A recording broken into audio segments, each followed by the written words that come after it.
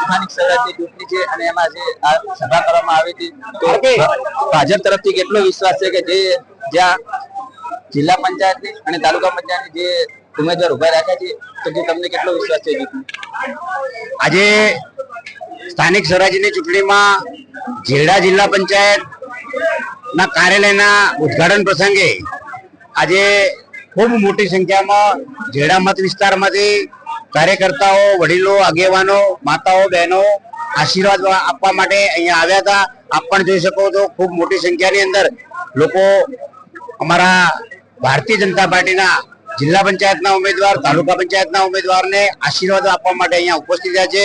ત્યારે પાર્ટીના આગેવાનો પણ અહીંયા મોટી સંખ્યાની અંદર આપ જોઈ રહ્યા છો પાર્ટીના કાર્યકર્તાઓને પ્રોત્સાહન આપવા માટે કરીને અહીંયા ઉપસ્થિત રહ્યા છે અને મોટી સંખ્યાની અંદર લોકો આવ્યા છે અને લોકોનો જે ઉત્સાહ છે એ પ્રમાણે આ જીત ચોક્કસ છે.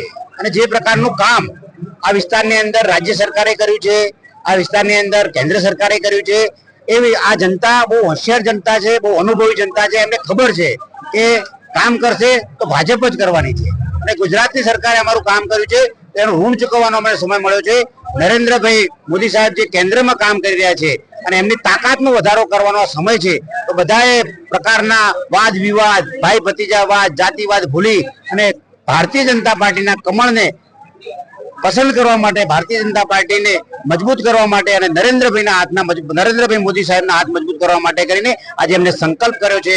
અને આ સંકલ્પના આધાર ઉપર આવનારા સમયની અંદર ખાલી જેડા પંચાયત, જિલ્લા પંચાયત નહીં પરંતુ આખી બનાસકાંઠા જિલ્લાની તમામ જિલ્લા પંચાયતોની અંદર આ પ્રકારનો ઉત્સાહ છે અને ભારતીય જનતા પાર્ટીએ જે શાસન આપ્યું છે એને મોર મારવા માટે આજે જનતા પોતે ઈચ્છુક છે. સાહેબ આજે કીધું મતદારો માટે તમે કીધું શું અપીલ કરશો? અત્યારે સોશિયલ મીડિયાનો જમાનો છે, મીડિયાનો જમાનો છે. જનતા ખૂબ જાગૃત છે અને એમને ખ્યાલ છે કે આ વિસ્તાર માટે, અમારા સમાજ માટે કામ કર્યું છે તો ભારતીય જનતા પાર્ટી કર્યું છે. તો કામના આધાર ઉપર એ લોકોએ ભાજપને મતદાન કરે, ભારતીય જનતા પાર્ટીના ઉમેદવારોને મતદાન કરે અને મત ખૂબ મહત્વનો છે. લોકશાહીની અંદર મતની ખૂબ મોટી તાકાત હોય છે. તો 100% મતદાન કરે, ભારતીય જનતા પાર્ટીની તરફેણમાં મતદાન કરે અને આ વિસ્તારને જે કઈ સમસ્યાઓ છે, જે કઈ કામો કરવાના બાકી છે એ કામો પણ ભારતીય જનતા પાર્ટી જ કરવાની છે. એ જનતાને હું ખાતરી પણ આપું છું અને અપીલ પણ કરું છું કે આગામી 26 તારીખે આપ પોતાના વિસ્તારની અંદર 100% મતદાન કરો, ભારતીય જનતા પાર્ટીના તરફેણમાં મતદાન કરો અને ભારતીય જનતા પાર્ટીના ઉમેદવારોને વિજેતા બનાવો એવી હું અપીલ કરું છું. સાહેબ એક જ પ્રશ્ન, સાહેબ જે હજી અમુક જે ચોરા છે, સુથિયા છે, શું આ કીધું આ ચૂંટણી જીત્યા પછી શું એમાં કીધું પાણી પોકાડશે? આ વિસ્તારની જનતા રાજકીય રીતે ખૂબ પરિપક્વ છે. એમને રાજકીય બધી સમજણ પડે છે.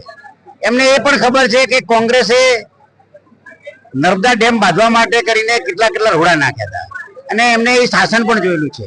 અને ભારતીય જનતા પાર્ટીની વ્યવસ્થા આવ્યા પછી આજે નર્મદાજીને છેક ત્યાંથી મધ્યપ્રદેશથી આજે અમારા તળાવમાં લાયા છે. એટલે લોકોને આશા, અપેક્ષા પણ છે, ભરોસો પણ છે અને સમજદાર પણ છે. એટલે કોઈ બાકી રહ્યો છે તો પણ ભારતીય જનતા પાર્ટીની સરકાર પાણી માટે કરીને ગમે તેટલા રૂપિયા ખર્ચવા પડે પણ લોકોને પાણી આપવા માટે કરીને, આ તાલુકાને પાણીદાર બનાવવા માટે કરીને, પીવાના પાણી માટે કરીને, સિંચાઈના પાણી માટે કરીને આ સરકાર જ કામ કરવાની છે એવો દરેકને વિશ્વાસ છે. અને એના આધાર ઉપર હું કહી રહ્યો છું કે લોકોના ભરોસાના આધાર ઉપર આજે આ વિસ્તારની અંદર 100% મતદાન થવાનું છે અને ભારતીય જનતા પાર્ટીના તરફેણમાં મતદાન થવાનું. ખૂબ ખૂબ સાહેબ આભાર.